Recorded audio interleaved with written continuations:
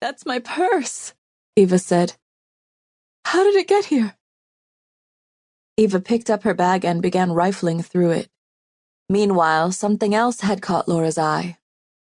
She limped forward and felt a sudden chill. There was a black-handled knife with a long, sharp blade lying on the side of the road.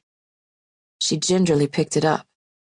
The knife was engraved with a strange symbol on one side of the blade. Laura turned to Eva, who was growing more frantic.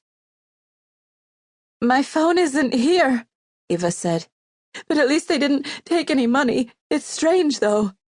They also left the coat and my house keys. This is even stranger, Laura said, holding up the knife. This was on the ground. Laura handed Eva the knife and she turned it over in her hands. One of those assholes must have dropped it when they left my purse here. Maybe, Laura said. A deep feeling of unease began to creep over her. The morning sky was growing pale as the rain let up. Laura became increasingly certain that something was not right.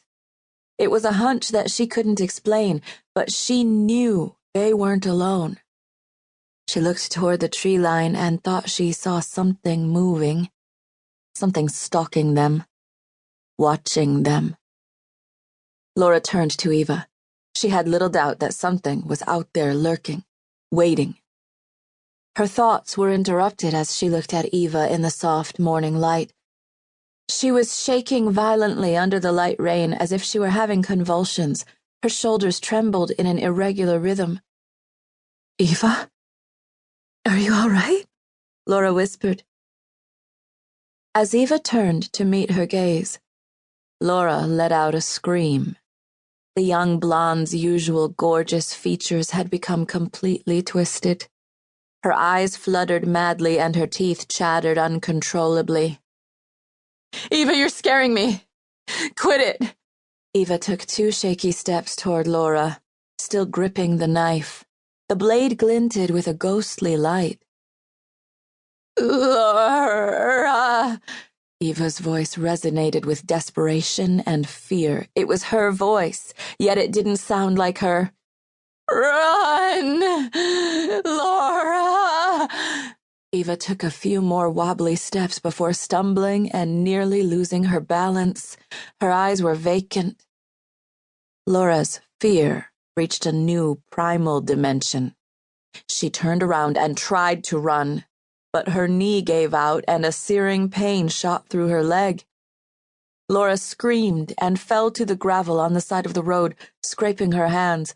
She tried to get up, but it was too late. Eva had already reached her and jumped on top of Laura, immobilizing her. Laura felt a sharp pain as the knife cleaved her ribs and punctured her lung. She tried to scream, but the air and blood met in her throat, and all she could manage was a low gurgle. The knife came down again, and the specter of death began washing over Laura, though she barely realized it. Soon, her last glimmer of consciousness drifted to the other side, enveloped in a cloud of agony, grief, and the big question.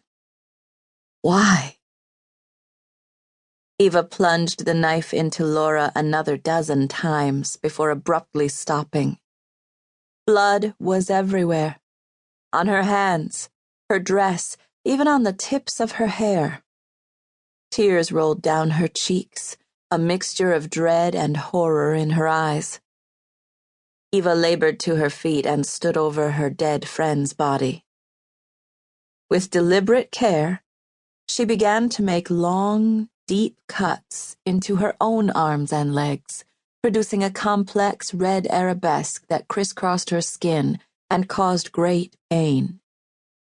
Suddenly, she drove the knife into her stomach until the blade disappeared. The blow sent Eva to her knees.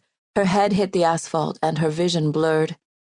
Laura's body was inches away, a grimace of confusion still painted on her face. An icy sensation crept across Eva as blood poured from her wounds.